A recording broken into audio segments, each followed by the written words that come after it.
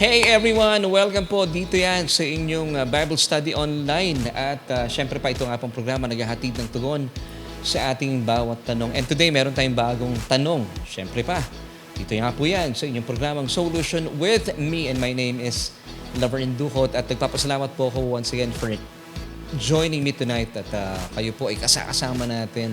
At maraming salamat po sa Panginoon for giving us this opportunity na tayo po ay magsasama-sama at pagsasaluhan po natin ang kanyang pag-ibig at pagmamahal sa ating pong pag-aaral sa gabi pong ito. And siya pala ay gusto ko munang paalalahanan ng bawat isa kung kayo po ay napapagpala, naniniwala sa ating mga pinag-uusapan, please paki-share, sabihan po inyong mga kaibigan, mga kakilala, mga kapamilya na may Bible study na naman. At ito po ay nagaganap every Tuesday night at 7:30. So please, kung kayo po ay nanonood via our Facebook page or sa ating pong YouTube channel, don't forget to like, follow, share, and subscribe. And, syempre pa, ay sabihan na lang din po yung inyong mga kasama na paki-share din po yung ating broadcast for tonight. And don't forget to hit the notification bell so that you won't miss an episode. At sa gabi pong ito, napakaganda po na ating pag-uusapan dahil ito po ay may kinalaman sa ating buhay at pamumuhay at ang buhay makalipas po ng buhay na ito. But before we move on sa ating mga pag-uusapan, gusto ko muna batiin ng advance happy birthday si Sister Nika Encarnacion on Friday. That's March 8, 2024. Happy advance birthday, Sister Nika Encarnacion, ang butihing may bahay ni Brother Jason Encarnacion na makikita-kita kami on Sunday at tayo po ay mag-aaral ng salita ng Panginoon. And of course, gusto ko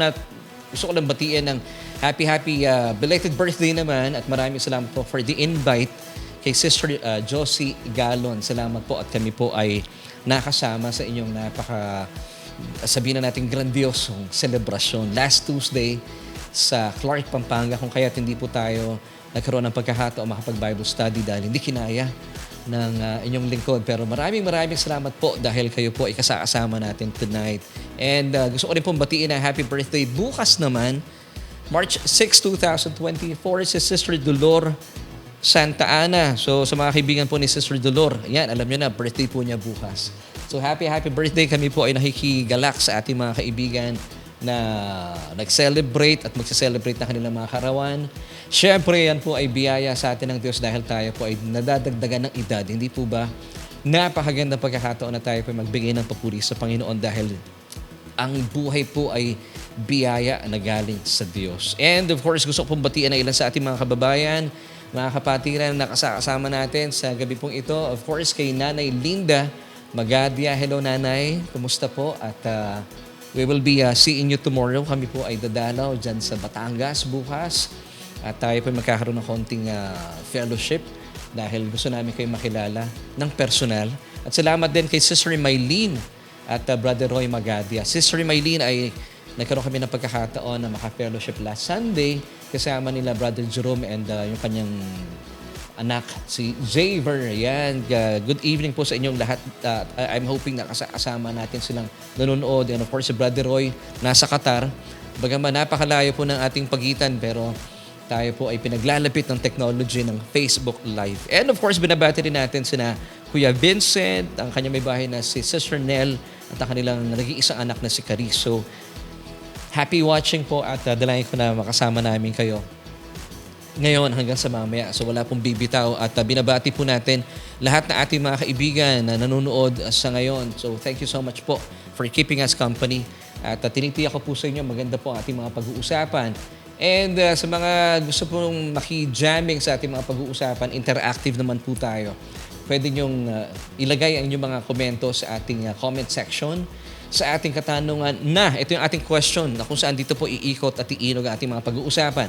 Totoo bang born-again Christians lang ang makakapasok sa kaharian ng Diyos? Ulitin natin yung question natin. Totoo bang born-again Christians lang ang makakapasok sa kaharian ng Diyos? So, kaibigan, kung kayo po ay merong mga haka-haka, mga kaisipan, o mga paniniwala na talagang tinatayuan po ninyo, ano po ba ang inyong sagot? Yes or no? Mula po dito sa ating question once again, totoo bang mga born-again Christian lang ang makakapasok sa kaharian ng Diyos? So ilagay niyo na po inyong mga comments and inyong mga palapalagay, ang inyong tinatayo ang paniniwala. At kagalahan po namin malaman ang inyong mga sagot sa ating katanungan. And alam niyo, masayang-masaya po kami sa araw na ito because actually, in preparation namin ay isang linggo na. At gusto natin pasalamatan ng Panginoon dahil sa ito po ay isang pagkakataon para maipagpatuloy namin. Naalala ko, way back 15 years ago, matagal ko na pong ginagawa ang kami mag-asawa ang pagpiprinta ng mga t-shirt. Pero purihin ng Panginoon, ito po ay naipasa ko na siguro. No? Masasabi natin ganon sa aking anak. So meron tayo mga bago pong mga disenyo ng t-shirt kung saan ay maaari po nating ideklara yung ating pananampalataya. So pwede nyo pong i-check yung ating mga design. At ito po ay dinisenyo namin ni Kuya Aves para po maging kaagapay natin sa pagpapalaganap na mensahe ng salita ng Panginoon. So please check out yung ating Facebook page, Solution with Laverne Ducot. Ang kaibahan po na ating mga t-shirt ay sasamahan po natin ng mga kaakibat na mga awiting na isulat na po na inyong lingkod. Nandyan yung Babalikan Mo Ako mula sa Papuri 23. Yan.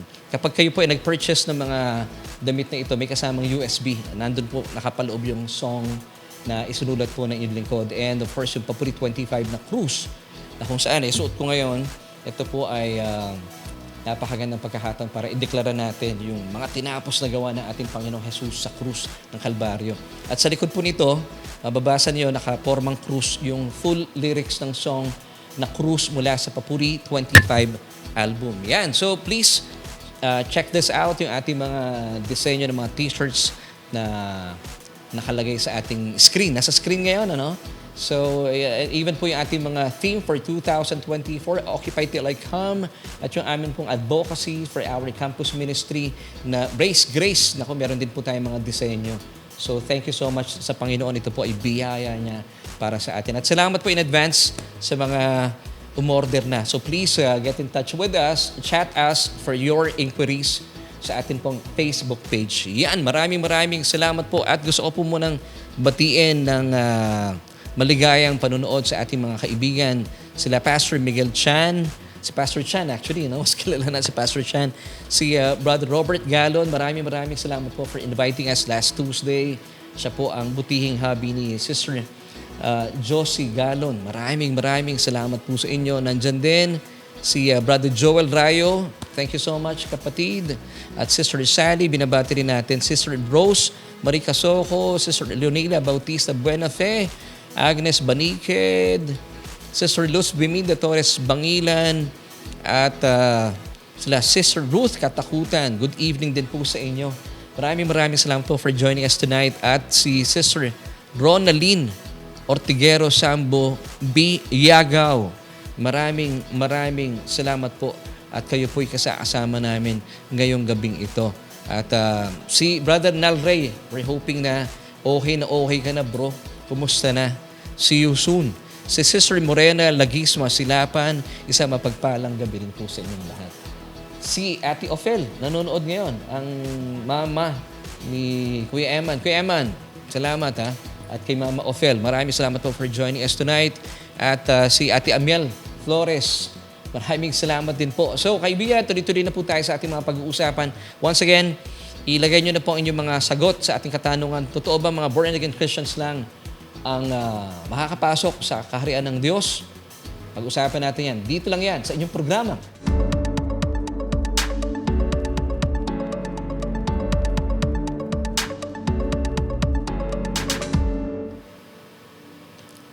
At tayo nga po ay narito pa rin. Nagpapatuloy sa ating programa kung saan ihatid natin itugon sa ating bawat tanong. Oras natin ay ganap ng 49 minutos makalipas ang alas 7 ng gabi. At ito nga po ang Solution with Laverne Ducot. At medyo naninibago kayo siguro sa ating set. Tonight tayo po ay nasa church. Yes, at purihin ang Panginoon dahil na-provide po ang Panginoon sa atin para tayo po muli magsama-sama sa ating pag-aaral. So, once again, ang ating question for tonight ay, totoo ba mga born-again Christian lang ang makakapasok sa kaharian ng Diyos? Now, sundan po natin ang isa pang question, yung ating question, yung main question natin for tonight. Let me ask you, kapatid, ano yung unang pumapasok sa isip mo kapag may mga namamatay? Alam mo, ito pong pagpasok ng 2024, hindi naman po lingid sa atin na medyo tayo ay nagulat dahil marami po sa mga kilalang celebrity, o mga celebrity, kasi hindi lang isa nagulantang talaga tayo, no? Na marami pong sumakabilang buhay na.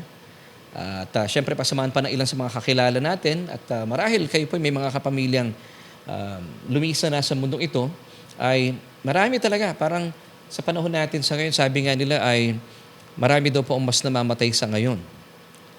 Alamin natin, ano ba yung nararamdaman mo? O ano yung unang pumapasok sa isip mo kapag meron pong mga lumilisa na sa mundong ito, especially sa mga kapamilya natin.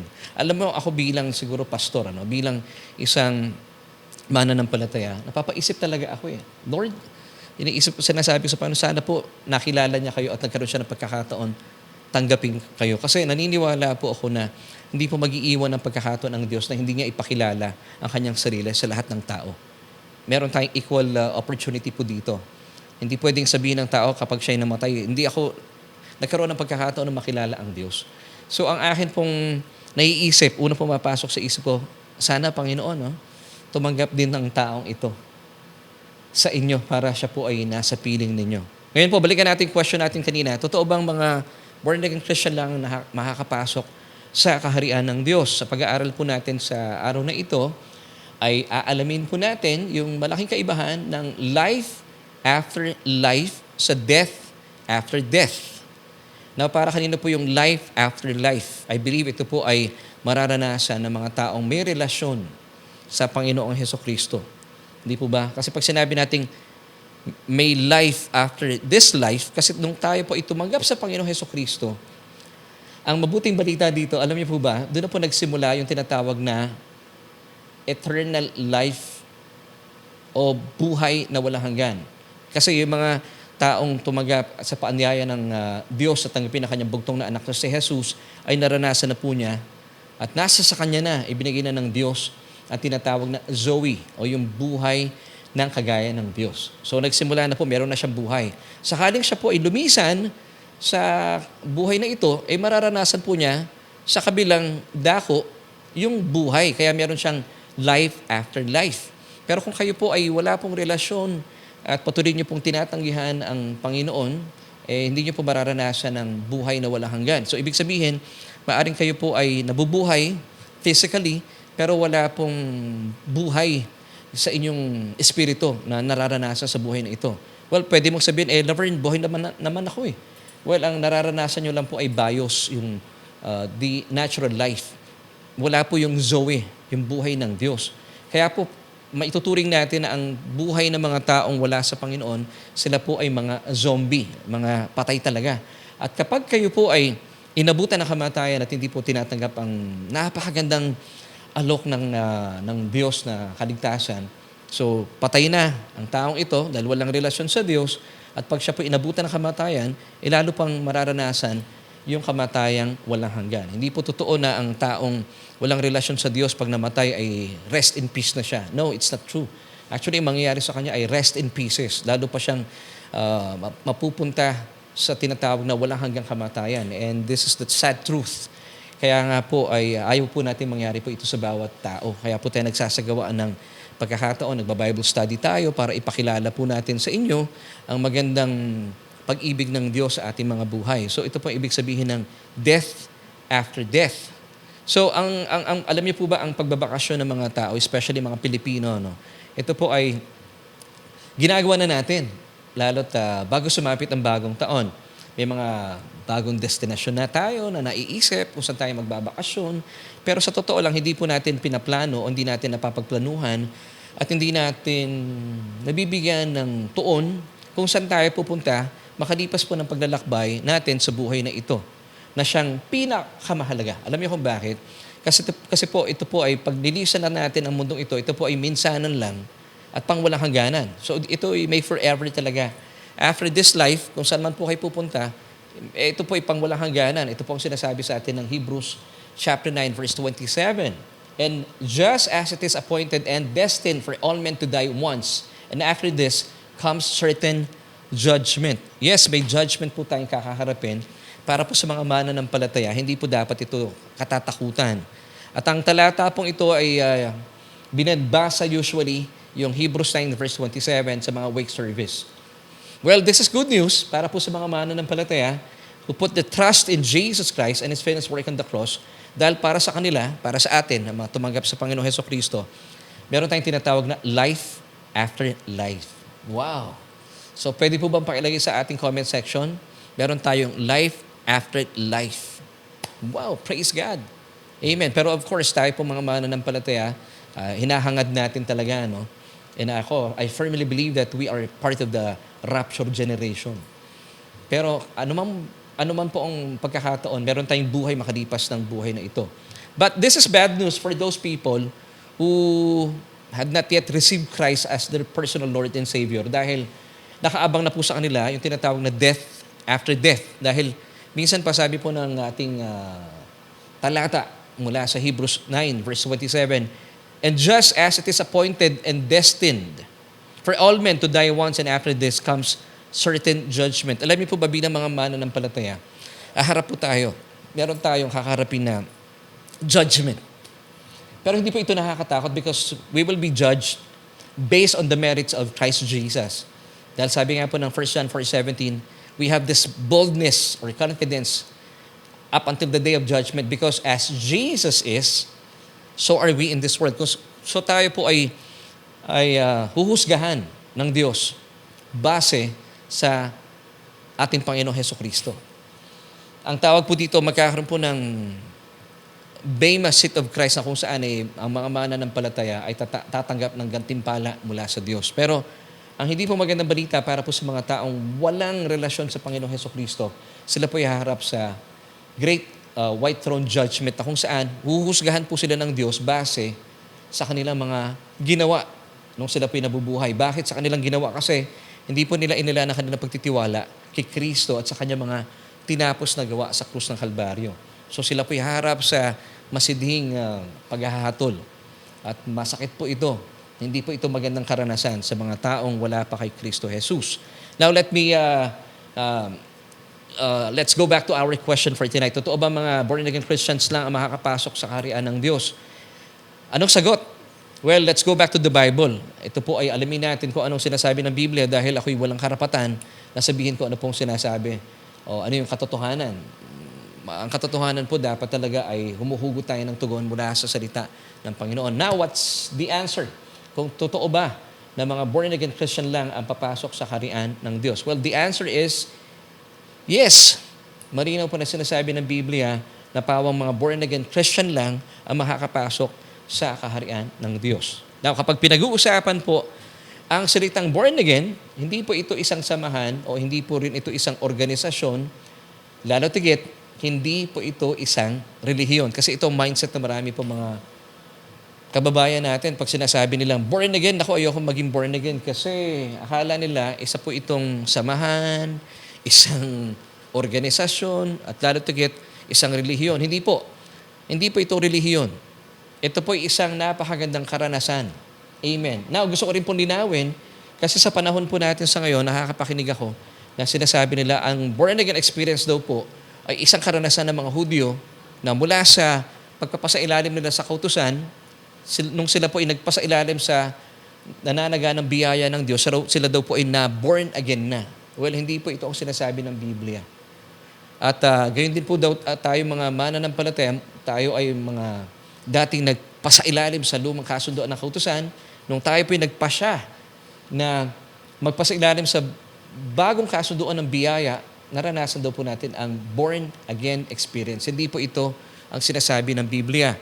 So ano po ibig sabihin ng Biblia ng born-again experience? Sa mga theologians, ito po ay regeneration. Pag sinabi natin regeneration, it's an act of God. Hindi po ito pagkilos ng tao. It's an act of God where a spiritually dead person is made alive in Christ through the Holy Spirit. So ito po ay pagkilos ng Diyos kay Kristo Jesus pamagitan ng banal na Espiritu. Nakita niyo po yung triune God in action. Praise God. At ito po ang sabi ng Panginoon sa atin na mismong paalala sa atin ng Panginoong Hesukristo na talagang kinakailangan po ng bawat tao na maranasan ang tinatawag na regeneration or born-again experience kung gusto mo makapasok sa kaharian ng langit. Ito po ay ayon sa John chapter 3 verse 7. Sabi ni Jesus mismo, "Do not marvel that I said to you, you must be born again." Once again, sabi po ng Panginoon, huwag kang magulat. Huwag kang mamangha o mag-marvel na sinasabi ko sa iyo. You must be born again. Sa Tagalog, kinakailangan mo talagang maipanganak na maguli. Now, why did Jesus say this imperative statement that you must be born again? Dahil according po sa verse 3 ng chapter 3 ng John, it's a must. So basahin po natin yung verse 3 ng chapter 3 ng John. Jesus answered and said to him, ang kausap niya po dito ay si Nicodemus, "Most assuredly I say to you, unless one is born again, he cannot see the kingdom of God." So yung born again po dito, it's a wonderful experience, regeneration. Once again, what is regeneration? Kuya Abes, pwedeng pakilagay natin sa screen yung regeneration para makita na ating mga kapatid na nag-aaral. It's an act of God. See, it's an act of God. Wala po tayong ambag dito. Ito po ay pagkilos ng Diyos. It's an act of God where a spiritually dead person is made alive in Christ Jesus through the Holy Spirit. Wow! Kapag tayo po yung naglagak na ating paniniwala sa ating Panginoon Jesucristo, siya po ang kikilos para sa atin. Wala po talaga tayong gagawin. All you have to do is just put your faith in Christ, and that's the person and His finished work on the cross. Amen and amen. Kaya pala sabi ni Apostol Pablo in 1 Corinthians chapter 2 verse 2, "For I decided to know nothing among you except Jesus Christ and Him crucified." Wow! Praise God! Praise God! So tuloy po natin ang pagbasa. Paalala pa rin po ito sa atin ng Panginoon Jesucristo. Tuloy natin yung chapter 3 ng John, this time in verses 5 until 6 naman po tayo. Jesus answered, "Most assuredly I say to you, unless one is born of water and the Spirit, he cannot, take note, he cannot enter the kingdom of God." Now tuloy po natin sa verse 6. "That which is born of the flesh is flesh, and that which is born of the Spirit," capital S, the Holy Spirit, "is Spirit." Alam niyo po ba bakit kinakailangan po natin ma-born again? Kailangan po natin mabuhay na magulo yung ating patay na espiritu. Yes, patay po yung ating espiritu. It's because of Adam's sin. Na ang unang tao po ay nagkasalad sa hindi po pagsunod sa ipinag-uutos ng Diyos sa Garden of Eden, namana po natin ang kanyang kasalanan. Ang tawag po dito ay yung sinful nature. Alam niyo kung bakit? Hindi po sumunod si Adan. Nadamay po ang buong sangkatauhan. At ito po ay pinapatotohanan sa atin, Romans chapter 5, verse 12. "Therefore, just as through one man sin entered the world, and death through sin, and thus death spread to all men because all sinned." Di ba? Sabi pa ng Biblia, for the wages of sin is death. Kaya po, ang lahat po ng tao ay naranasan po ang kamatayan, kamatayang espiritual. So ang taong wala pong relasyon sa Panginoong Jesucristo, ang taong hindi po tumutugon at sumasang-ayon sa paanyaya sa Kanya ng Diyos, na tanggapin si Kristo bilang Kanyang Panginoon at tagapagligtas, ang espiritu po ng taong ito ay patay.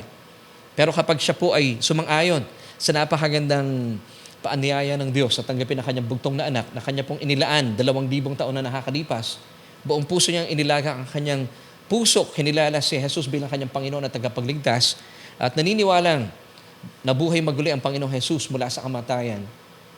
Pag sinabing siya po ay mararanasan niya kaligtasan, yung banal na espiritu ng Diyos ay mananahan sa kanyang espiritu magpakailanman. Ang pangyayari po ito ay tinatawag na born again experience. So ibig sabihin yung dating patay na espiritu ng tao ay nagkaroon ng bagong buhay. Kasi po yung kanyang lumang pagkatao na dating makasalanan, na dating na kay Adan ay kasama ng ipinako, namatay at inilibing ni Kristo. Ang mabuting balita po dito, nung nabuhay maguli ang ating Panginoon, kasama po tayong binuhay niya. At tayo po ay hindi na mamamatay magpakailanman. Kaya nga po, ang tuon natin bilang mga mananampalataya, hindi tayo nakatingin sa kamatayan. Hindi. Kaya meron po tayong life after this life. Kung kayo man po ay mauna pa, pagdating po ng rapture, wag po kayo matakot kasi meron po tayong buhay makalipas po ng buhay na ito. Dahil ikaw ay anak na ng Diyos. Amen. So, ang sabi po ng talata ating binasa kanina, kapag nagkaroon na po ng pagtanggap sa Panginoong Hesukristo, ito pong tinatawag na regeneration. Amen. So once again, regeneration, it's an act of God where a spiritually dead person is made alive in Christ, and that's through the Holy Spirit. Kapag hindi po naipanganak maguli ang espiritu ng sino mang tao mula sa kanyang patay na kalagayan, alam niyo po ba, ito po yung maghahatid sa lahat ng tao, sa sino mang tao, na walang relasyon sa Panginoong Hesukristo, sa tinatawag na kamatayan, o ito yung death, kasi yung taong walang relasyon sa Panginoon, patay na yun zombie na yun So pag siya po ay inabutan ng kamatayan, sa kanyang kalagayan, walang relasyon sa Panginoon, mararanasan niya ay death after death, na kung saan siya po ay mapupunta sa isang lugar na kung saan ay mararanasan po niya ang walang hanggang kamatayan. Masakit po ito, hindi po ito maganda na lugar na paparoonan. Alam niyo po ba yung lugar na ito? At tinatawag po ito ng Biblia na impyerno. Ito po ay lugar na kung saan ay nilikha ng Diyos, hindi para sa tao talaga. Ito po ay nilikha ng Diyos para kay Satanas at sa kanyang mga anghel. Mababasa po natin ito bilang patunay sa Matthew chapter 25, verse 41. Basahin po natin. Then he will also say to those on the left hand, "Depart from me, you cursed, into the everlasting fire prepared for the devil and his angels." So yung pong impyerno, basically, hindi po ito inilaan sa mga tao. Kasi ang Diyos po ay punong-puno ng pagmamahal sa lahat ng kanyang mga nilikha, sa ating mga tao. Kaya nga po inilaan niya ang kanyang bugtong na anak. Now, hindi po ang Diyos ang nagdadala sa tao sa impyerno. Ang tao po mismo ang nagdadala sa kanyang sarili doon sa lugar kasi ayaw niya ang Diyos Bagaman ito po ay nilikha yung impyerno sa mga anghel ni Satanas at mismo kay Satanas. Alam niyo po ba, sabi ng Biblia, ang impyerno daw po ngayon ay papalaki ng papalaki. So, ibig sabihin, originally, hindi po siya ganun kalaki. Pero dahil marami po sana hindi nga madami, marami ang napupunta doon. Ito po ay, ayon sa Biblia, ay papalaki ng papalaki. In Isaiah chapter 5, verse 14a, basahin po natin. Therefore, Sheol. Pag sinabing Sheol, it's the terminal for the departed ones. Ang Sheol po, it's a Hebrew word for terminal for the departed ones. Ito po yung lugar na kung saan inilalagay ang mga namamatay. Sa wikang Grego, ito ay Hades. Sa lumang kasunduan, bago po mamatay ang ating Panginoong Hesukristo, ang Sheol, FYI, ito po ay meron po siyang tinatawag na dalawang compartment. Yung kabilang side ay Hell, na kung saan doon po inilalagay, o doon po nakaterminal yung mga taong hindi na nampalataya kay Yahweh. Yung kabilang ibayo naman, na kung saan ay nandun si Amang Abraham. Abraham's bosom, also known as the paradise. Doon po inilalagay yung mga taong nanampalataya kay Yahweh at sila po ay tinubos ng pansamantala ng dugo ng mga hayop. Kaya po mababasa natin sa kwento ni Lazarus, at yung mayaman na matay, natatanaw ni Lazarus at ni Amang Abraham, yung mayaman na nasa kabilang ibayo doon sa Sheol, sa Hades. So nung namatay po ang Panginoong Hesukristo, bago siya mabuhay na maguli, bumaba siya sa paraiso. At sa pamagitan ng kanyang dugo na tumigil sa krus ng Kalbaryo, marapat na pong dalhin ang kanyang mga minamahal sa kanyang piling doon sa kalangitan. Dahil sila po ay tinubos na ng kanyang dugo at ang kalidad po ng kanyang dugo ay meron po itong kakayahan na tubusin ang sino mang maglagak ng pananampalataya pang walang hanggan. Ito po ang kaibahan ng dugo na ating Panginoong Hesukristo sa mga dugo ng hayop na iniaalay sa panahon ng lumang kasunduan. Kaya po mas lamang po talaga ang mga benepisyo na meron tayo sa bagong kasunduan ng purong biyaya. So ito po yung tinatawag na Sheol.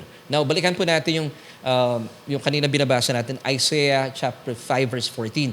Bilang patunay na lumalaki po ito. Therefore, Sheol is the terminal for the departed ones, has enlarged itself and opened its mouth beyond measure. So papalaki po ito ng papalaki. I pray na hindi po ito lumalaki para i-accommodate kayo. Hindi po. Ang layunin natin kaya tayo nagba-Bible study para makaiwas tayo doon. Amen. At tayo po mga mananampalataya, definitely, hindi po tayo para doon. Amen and amen. So ano po ang dahilan bakit ang tao po ay napupunta sa impyerno? Bagaman, ito po ay sadyang nilikha ng Diyos para kay Satanas at sa kanyang mga anghel. Ito yung dahilan. Kapag tinanggihan po ng tao, at sino mang tao ang paanyaya ng Diyos na tanggapin ang kanyang bugtong na anak na si Kristo, na minsan po ay minsan at para sa lahat, inialay po niya ang kanyang buhay at siya po ay nagdusa at namatay sa krus ng Kalbaryo bilang katubusan sa ating mga kasalanan. Pero nire-reject po ng taong ito paulit-ulit ang napakagandang offering ng Panginoon. At pag siya po ay inabutan ng kamatayan, dahil nananatiling patay ang kanyang espiritu, dahil nga po patay ang kanyang espiritu, nasa kanya po yung sinful nature ni Adan, yun po ang maghahatid sa kanya papunta sa impyerno, sa walang hanggang kamatayan. Pero, ang ganda po ng ino-offer sa atin ng Panginoon, simple lang. Wala ka na kailangang bayaran. Libre po ang kaligtasan. Sabi po in Romans 10 verse 9, that if you confess with your mouth, kung ipapahayag po na ating mga labi na si Kristo, si Jesus sa ating Panginoon, and believe in our hearts that He was raised from the dead by God, you will be saved. Ganun kasimple. Mga kaibigan, ganun kasimple. Kapag tayo po ay nagpahayag ng ating pagtitiwala sa ating Panginoon, at buong puso po natin pananiwalaan. Once again, ito ang sinasabi ng Romans 10 verse 9, that if you confess with your mouth the Lord Jesus Christ, see, napakasimple, and believe in our hearts that He was raised by God from the dead, you will be saved. Isipin nyo, ganun po kasimple ang sistema ng Diyos. So kaibigan, kung kayo po nanonood sa ngayon, and I believe na hindi po aksidente na tayo po yung nagsasama-sama ngayong gabing ito para pag-usapan ng magandang balitang ito. Now, bakit pa tayo pupunta sa isang lugar na hindi po inilaan para sa inyo? Samantalang may nakalaan po ang Diyos para sa atin sa piling niya. Why not accept Jesus as your Lord and personal Savior? Alam niyo, wala pong mawawala sa inyo because marami pang maidadagdag sa inyo ang Diyos. Amen. Mamaya po meron tayong opportunity para inyo pong kamtin ang paanyayang yan ng Diyos. Samantala, ang mga hindi po tumanggap sa Panginoon Hesukristo at nananatiling patay ang kanila pong espiritu na ay sila po ay mapupunta sa walang hanggang kamatayan at mapupunta po sila sa lugar ng mga patay. Matthew 13 verses 41 until 42 tell us that the Son of Man will send out His angels and they will gather out His kingdom all things that offend and those who practice lawlessness. Verse 42.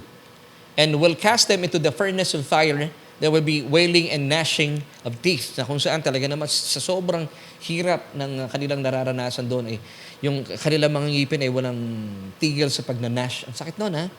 Nakakarinig ka na ba yung nag-gnash ng mga ngipin? Talagang nagdidikit yung ngipin mo sa sakit. Nasundan pa po natin ang bilang patunay sa sinasabi natin sa walang hanggang kamatayan. 2 Thessalonians chapter 1 verses 8 till 9. In flaming fire, taking vengeance on those who do not know God and on those who do not obey the gospel of our Lord Jesus Christ, these shall be punished with everlasting destruction from the presence of the Lord and from the glory of His power. Kaya naman po, ay ang paanyaya sa atin ng Panginoon. Kinakailangan natin talaga na ma-born again. Let's go back to John chapter 3 verse 7. Do not marvel that I said to you. Sino po nagsasalita rito? It's our Lord Jesus Christ Himself. You must be born again. Now, have you noticed the word must? Or yung sentence na, you must be born again. It's in imperative, imperative statement po ito, no? Now, tinignan ko po yung word na imperative in Merriam and the Webster Dictionary. Pag sinabing imperative, not to be avoided or evaded, it's necessary. So, ibig lang po nitong sabihin, pag sinabing must, yung sabi ng you must be born again in John chapter 3 verse 7, ito po ay isang natatanging pamamaraan. Wala pong iba pang alternatibo dahil kung di ka may papanganak na muli, ay yun na. Walang pagkakataon na kayo po'y makakapasok sa kaharian ng langit. Mananatili pa rin po sa inyo kasi yung kasalanan ni Adan. Ito po ay minana na buong sangkatauhan na binasa natin kanina, Romans chapter 5 verse 12. So ibig lamang po nitong sabihin, kapag nariyan ka pa rin sa iyong estado, sa iyong makasalanang kalikasan, dahil tinataglay mo yung tinatawag na sinful nature na minana mo kay Adan.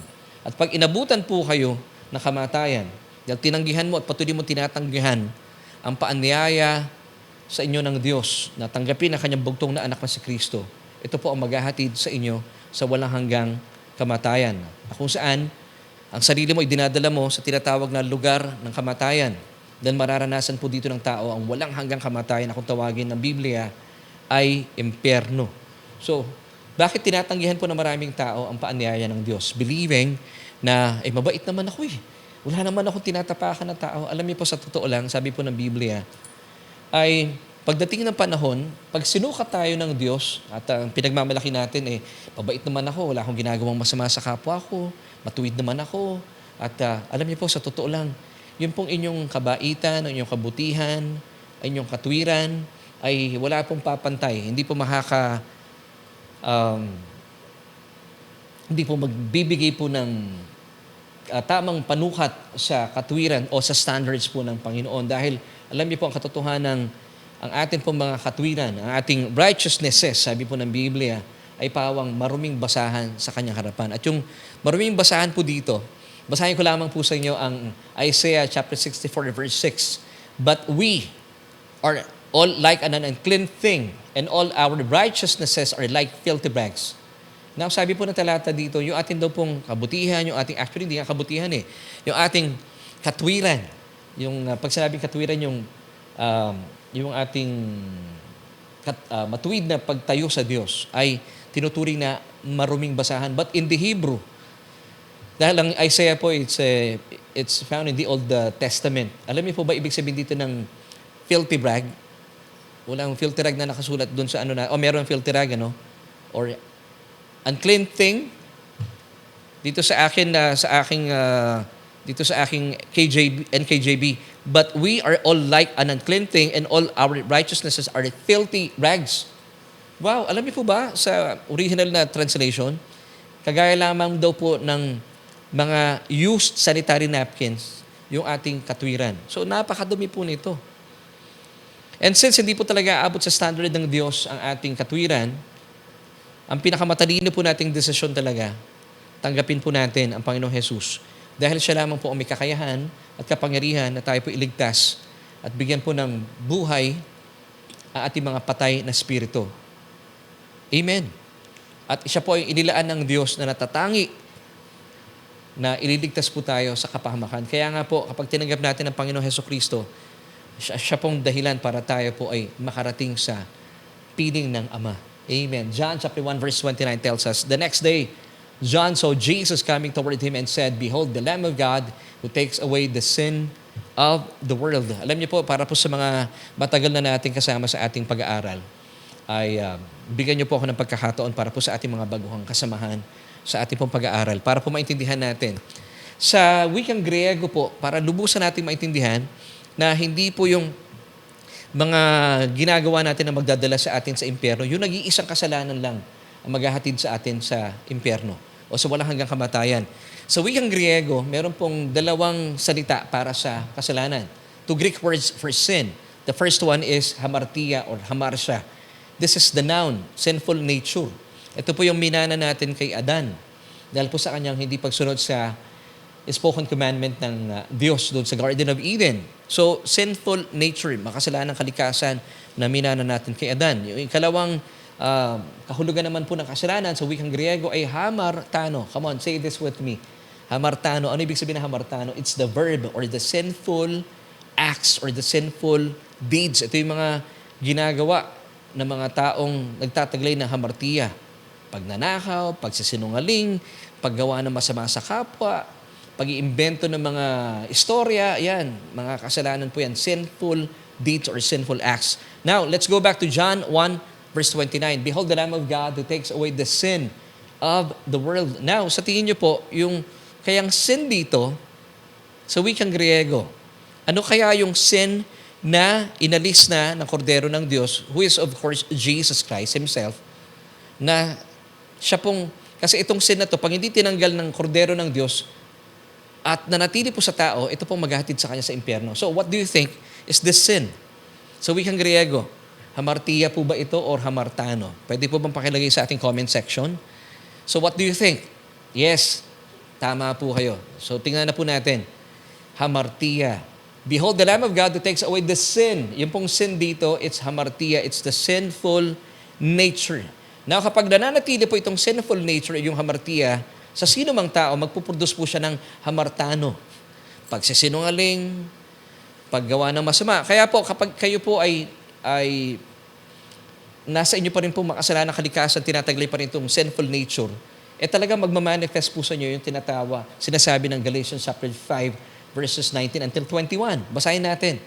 Kaya kayo nagmamanifest sa inyo yung hamartano. Ito yung sinful deeds or sinful acts.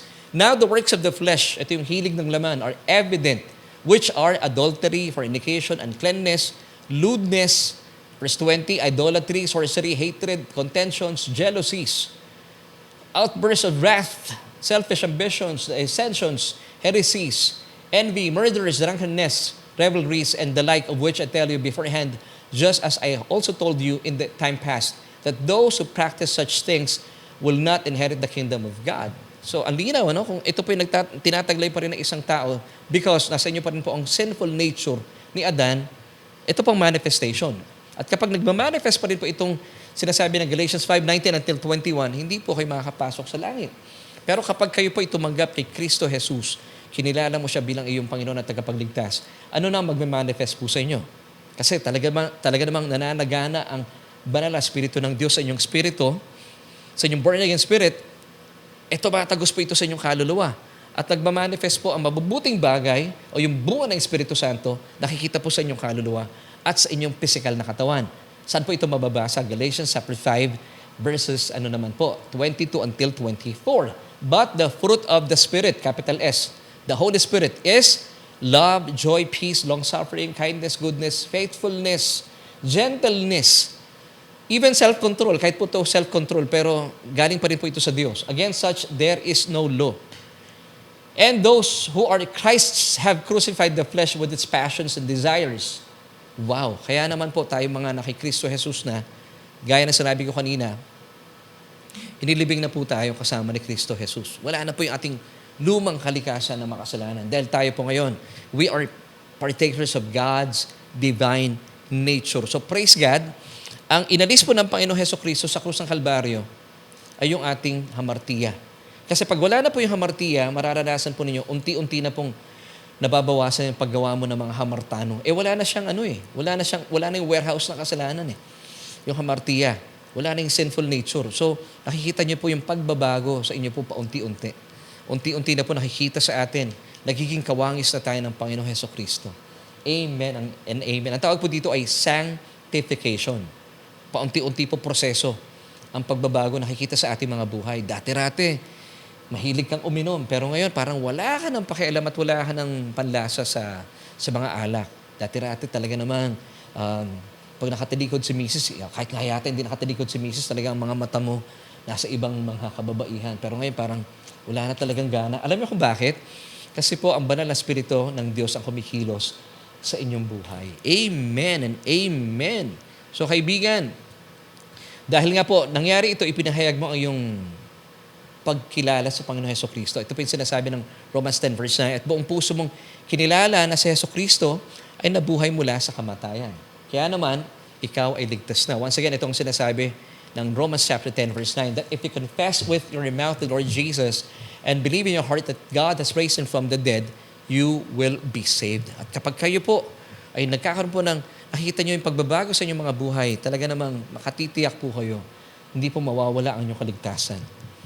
Kasi binago ka na ng Panginoon, di ba? Sabi po ng 2 Corinthians 5 verse 17, therefore, if any man is in Christ, he is a new creation. All things have passed away. Behold, all things have become new. Amen and amen. Amen. So napakabuti po talaga, Then, mga kapatid, sakaling ikaw ay mamatay, anytime, ikaw ay mamatay. Dahil ikaw ay tumanggap na sa Panginoon Hesukristo. Huhusgahan ka na ng Diyos. Hindi base sa iyong mga ginawa. Huhusgahan ka na ng Diyos, ito mabuting balita, base sa mga tinapos na gawa ni Kristo. Kaya huwag kayong mag-aalala. Kahit sumapit pa ang araw ng paghuhusga, tiyak po ang inyong kaligtasan, hindi mawawala. Once again, bakit?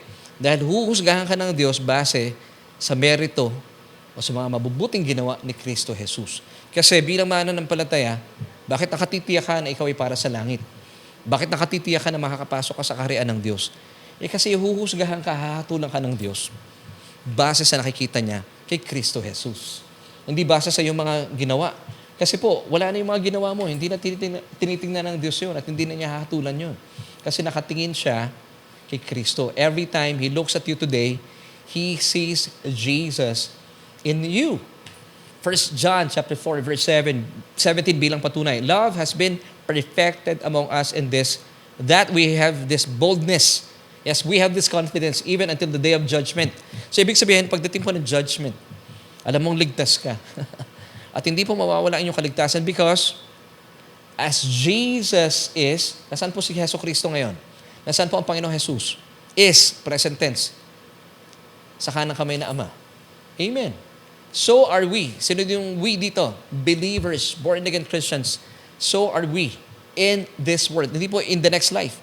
So, hinuhusgahan, tinitignan na tayo ng Diyos kay Kristo Jesus kahit nandito pa man tayo sa lupa. Wow! So, talaga naman po meron tayong confidence bilang mga mananampalataya. Talagang tayo po para sa kalangitan. Pag sumapit po ang panahon na lumisan na kayo sa buhay na ito, pero tinanggap po ang Panginoon Jesucristo, nakatitiyak po kayo. Makakapasok kayo sa buhay na walang hanggan. Amen and amen. So, pwede nating palakpakan ng Panginoon. Ilagay nyo sa comment section yung may icon na palakpak, di ba? Amen. Pwede. Meron ako mga audience dito. Welcome, Ate Amel at saka Kuya Jetro. So, bilang pagtatapos, balikan na po natin yung question natin kanina. Totoo bang born-again Christians lang makakapasok sa kaharian ng Diyos? Well, ang sagot po dito ng Biblia, it's a resounding yes. Umi-echo pa, yes, mga born-again Christian lang. Once again, pag sinabi natin born-again, hindi po ito organisasyon, hindi ito samahan, hindi po ito relihiyon. It's a wonderful experience wherein a journey. Actually, hindi lang journey, ito po yung tapos na nangyari.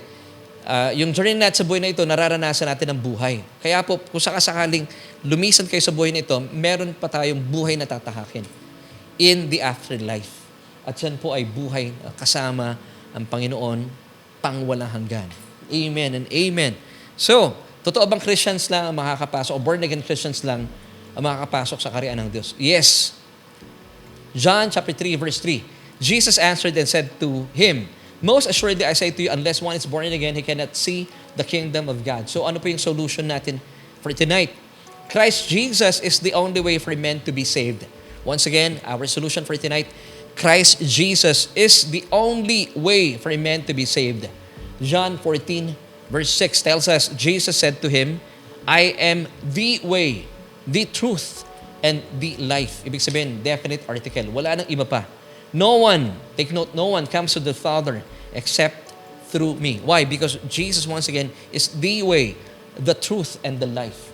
Wala na pong iba pa. At dahil ikaw ngayon ay pinanganak na muli, buhay na po ang inyong espiritu dahil nananahan na po ang banal na espiritu ng Diyos sa inyong espiritu. Talaga namang meron ka ng life after this life. May buhay talaga makalipas na buhay na ito dahil wala ka na sa makasalanang kalikasan na dati ay taglay-taglay mo kung ikaw ay nakay Adan pa.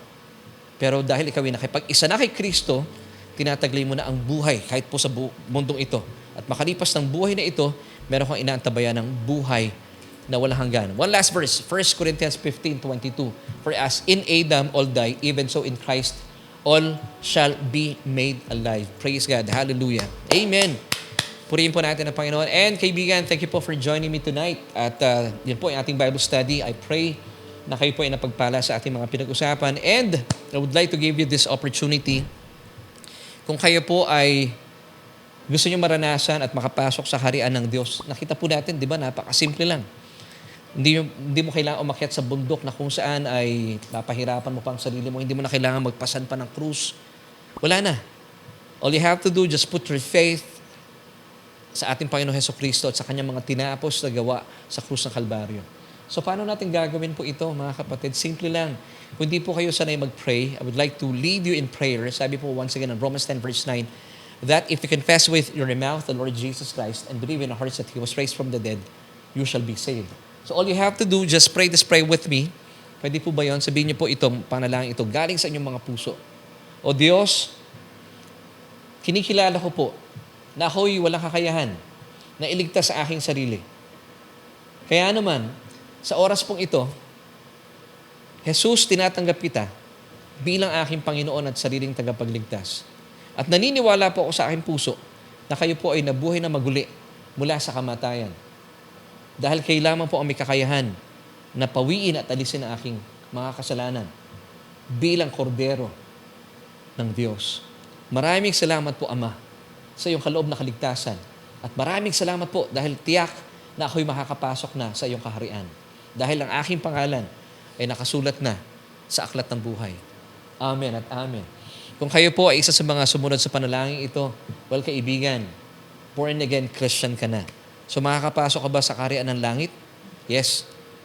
Sigurado po iyon. And I pray na makasama po namin kayo sa ating Bible study every Tuesday night at 7:30.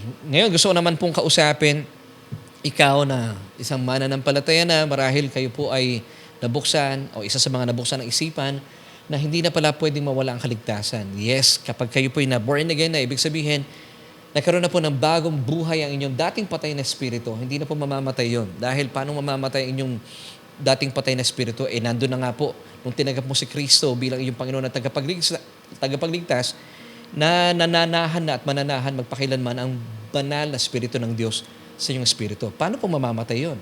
So, ibig sabihin, kapag nanahan na ang banal na espiritu ng Diyos sa inyong espiritu, hindi na po siya aalis. At siya po'y mananatili sa inyong magpakilanman. So, ibig sabihin, makakapasok kayo sa kaharian ng Diyos. So, gusto ko po kayo ipanalangin, anuman pong kabigatan na meron kayo sa oras na ito. Let's pray. Aming Diyos, maraming salamat po, Ama, sa mga kapatid naming nanunood sa ngayon at nagbigay po ng kagalakan, ng kapanatagan, ng kalooban na aming mga pinag-usapan. Natunay nga po, kaya pala, it's a must for us to be born again dahil ito lamang po ang natatanging pamamaraan para kami po ay makapasok sa iyong kaharian. Tanggapin ang iyong alok na buhay na walang hanggan. Kapag kami po ay sumang-ayon sa inyong paanyaya na tanggapin ang aming Panginoon Hesukristo, kilalanin siya bilang aming Panginoon at tagapagligtas at manampalataya sa aming mga puso na siya po ay nabuhay mula sa kamatayan. Kami po ay talagang maliligtas. Kami ay makakapasok sa iyong kaharian. Salamat, O Diyos, dahil pinawi po ng aming mga pinag-usapang ito, ng iyong mga pag-tuturo sa amin, ang aming mga nagdududang isipan, at ang mga kalituhan sa aming kaluluwa. Purihin ka, O Diyos. Ito po aming panalangin na may pagpapasalamat sa matamis sa pangalan ng aming Panginoong Jesus. Lahat po tayo magsabi ng Amen and Amen.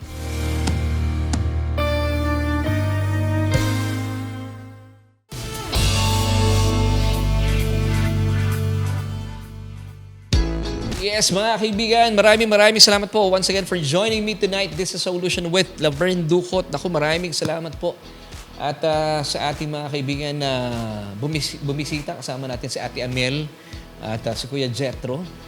Ngayon po, nandito kami sa church. And salamat po for joining us tonight. Gusto mo nang batian at maraming salamat po. Pasalamatan ilan sa ating mga kasama ngayon, si Brother Joel Rayo. Salamat, kapatid, and see you on Sunday. Si Brother Arthur Nunez Bernabe, maraming salamat po. Sister Edna Magalong, binabati rin natin ang kanyang hubby. Si Brother Andy Magalong. Of course, si Sister Norma Vitales, maraming salamat po for joining us tonight. Daloy Nosis, salamat po. At kay Sister Andeng San Andres. Ano ang pangalan ni Sister Andeng? Kilala siya sa tawag na? Hindi. Ano yan? Ano yun eh? Kauchiwa. Hello, Kauchiwa. Kung ano man ibig sabihin, alam ko maganda eh. Sister Sally, maraming salamat. Oy, sino pa ba? Si Sister Luz Peralta, maraming salamat po for joining us tonight. Sister Maylene de la Cruz Gale. At sino pa ba? Marami pang iba. Sister Fe Sulayna Mapala. Sister Morena Lagisma Silapan. Sister Lori Ibanez Amistad. Maraming salamat po for joining us tonight. Yan. God made, sabi ni Pastor Chan, God made salvation easy. Jesus took the difficult part to make it easy for us. Hallelujah. Thank you rin, Pastor Chan, for joining us tonight. And before we say goodbye, muli po, ito yung aming bagong t-shirt business po na ating Kuya Aves at sila Ate Amiel. Yung sa naman yung ating mga design for the church. Well, please, suportahan po natin. Dati po, ito po yung aming ginagawa ng aking may bahay. Pinasa na namin yung baton kay Kuya Aves. At nagpapatuloy po ang aming puso sa paggawa ng mga t-shirt. Doon pa man, ang ginagawa na natin, mga declaration shirts din. Ginawa na natin GBU, One Woman Man. Ang kaibahan po sa mga t-shirts na ito, may kasama itong USB na kung saan mapapakinggan po ninyo, ano ba tong krus na ito?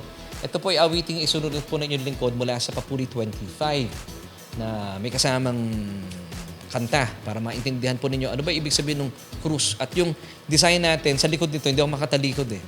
Merong krus, nakasulat doon yung full lyrics po nung song na krus. Yung babalikan mo ako naman ay galing po sa Papuri 23 na tayo po inimbitahan na sumulat for Papuri 23.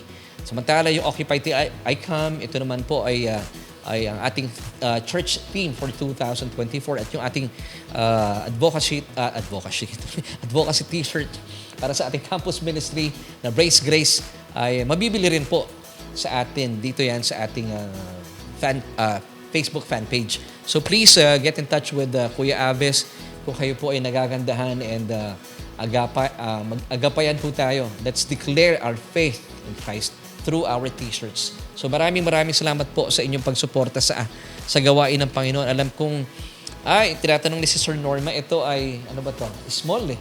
Small po ito para sa akin. Yes. So ito po yung size ko. Pero marami po tayong sizes to choose from. So please get in touch with Kuya Aves through our fan page, Solution with Laverne Ducot. And maraming salamat po muli sa inyo for joining me tonight kasama na aking mga kaibigan, si Mami Jo, si Kuya Aves, si Ate Amiel, si Kuya Jetro, kasama natin dito sa studio. And I would like to leave you this powerful verse found in 3 John chapter 1 verse 2. Beloved, ikaw yan, I wish above all things that you may prosper and be in health just as your soul prospers. Bye!